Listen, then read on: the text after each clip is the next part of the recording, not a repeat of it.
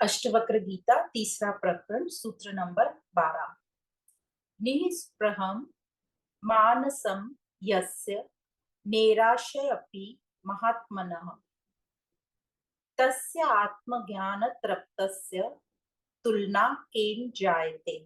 अर्थात जिस ज्ञानी की मानसिकता इतनी इच्छाहीन हो जाती है वह मोक्ष की कामना का विचार तक नहीं करता, इस प्रकार के आत्मज्ञानी की तुलना किसी से नहीं की जा सकती। अर्थात जिस महात्मा का मन निराशी हो गया है, जिस महात्मा का मन निराशा में भी निस्पृह रहता है, मतलब निरिच्छा रहता है, उस आत्मज्ञान से तृप्त पुरुष की तुलना भला किससे की जाए।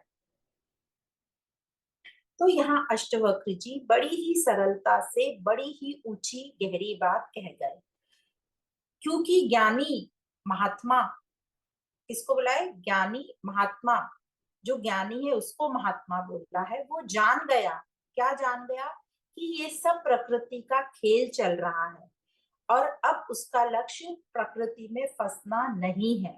हालांकि जो भी कुछ बाहर प्रकृति में होता है, लाभ हानि, ठंडी गर्मी आदि, वो अंदर शरीर में भी कुछ ना कुछ चलता है, उसके विचार चलते हैं और शरीर में भी दुख सुख भूख प्यास सब चलते हैं। इन सभी का उसे अनुभव हो रहा है, पर इन सब से वो प्रभावित नहीं होता। तो बाहर जो भी चल रहा है उससे उसे जो भी अनुभव हो रहा है और अंदर जो भी चल रहा है उससे वह प्रभावित नहीं होता। वह अपने को, वह शरीर को, ये जो प्रकृति शरीर जो है उसे अपने से अलग देख रहा है, यह मानता है। वह ये जान गया है कि प्रकृति, ये सब प्रकृति है। शरीर और मन दोनों प्रकृति है। तो मन में भी जो भी कुछ उठ रहा है, भाव उठ रहे हैं, जो भी सुख दुख लग रहा है, वो ये सब शरीर में मन में होने वाली घटनाएं हैं और वह अपने आप को इनसे अलग रखता है, अलग देखता है। वह अच्छे से जान गया है, समझ गया है खूब अच्छी तरह कि ये सब प्राकृतिक है, ये सब मैं नहीं हूं और ये सब प्रकृति में होगा ही होगा। वो समझ गया है कि प्रकृति में तो ये सब चलेगा ही और ये प्रकृति को चलने दो, पर मैं उससे अलग हूं।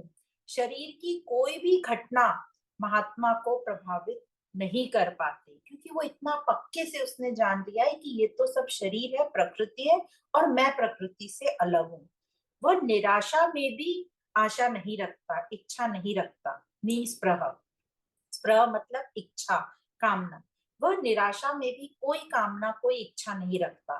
कोई भी घटना घटित हो रही हो उसमें उसकी कोई आशा नहीं रहती कि यह ठीक हो जाए, या कोई हार रहा है तो यह जीत जाए, या मेरे मन लायक नहीं हो रहा है तो ये थोड़ा पलट जाए, या मेरे मन के हिसाब से हो जाए ताकि मुझे फायदा हो जाए, मेरे मन को ठंडक पहुंचे। ऐसी उसकी कोई आशा नहीं रहती, क्योंकि उसे पता है कि ये सब खेल है, इन सब से वो प्रभावित ही नहीं होता।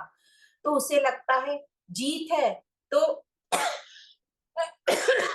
जीत जाएंगे तो इस खेल में क्या ही पा जाएंगे, और हार जाएंगे तो भी इस खेल में क्या ही हमसे छूटेगा, हमारा है ही क्या जो हमसे छूटेगा। क्योंकि वो आत्मज्ञानी हो गया है, वो आत्मज्ञान से तृप्त महात्मा है। तो आत्मज्ञानी होने से स्पृह मतलब इच्छा अपने आप समाप्त हो जाती है। उसे समझ जाता है कि ये जो कामना किसको हो रही है, ये मन को हो रही है और मन मैं नहीं हूं। मन में कुछ भी हो रहा है वह अपने आनंद में रहता है। तो जगत में उसे कुछ मिले या ना मिले, निराशा में वह निराश नहीं होता, उसे कुछ प्राप्ति में भी वह उत्साहित या उत्तेजित नहीं होता। तो ऐसा होता है आत्मज्ञानी, जैसे उसके अंदर कोई गहराई में कोई केंद्र है जिसे बाहर की प्रकृति छू भी नहीं सकती।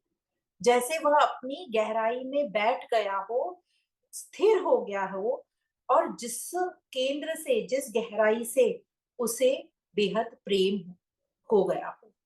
तो बाहरी खेल से उसे अब कोई रिश्ता नहीं है, उसे न राग होता है न द्वेष, किसी भी प्रकार से वो प्रभावित नहीं होता, न ही उससे लिप्त होता है।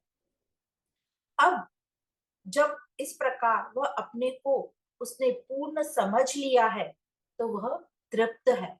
तो जगत से उसे कुछ नहीं चाहिए। हमें जगत से पूर्ण होने के लिए कुछ चाहिए, क्योंकि हम समझते हैं हम अपूर्ण हैं।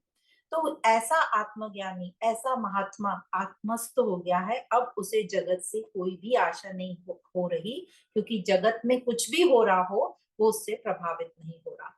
तो बाहर जगत में वह एक साधारण आदमी की तरह, व्यक्ति की तरह रहता है, सब संबंधों के बीच रहता है, पर भीतर से ना अच्छे ना बुरे, ना लाभ से ना हानि से उसे कोई फर्क पड़ता है। तो बाहर से वो बिल्कुल नॉर्मल व्यक्ति के जैसे रहता है, पर अंदर उसे कोई भी फर्क नहीं पड़ता। जैसे एक एक्टर रहता है, अपना अभिनय बिल्कुल मस्त 100% करता है, न वो रोल से प्रभावित होता है, न उससे लिप्त होता है, पर अपना अभिनय पूरा 100% करता है। तो तन में या मन में कुछ भी हो रहा है, वह सिर्फ आत्मा से प्रेम करता है, उसी में रहता है। फिर उस फिर जो है उसका संबंध प्रकृति के साथ बहुत ही सुंदर स्थापित हो जाता है, क्योंकि वो जान गया ये तो प्रकृति है, इसका खेल चलता रहेगा।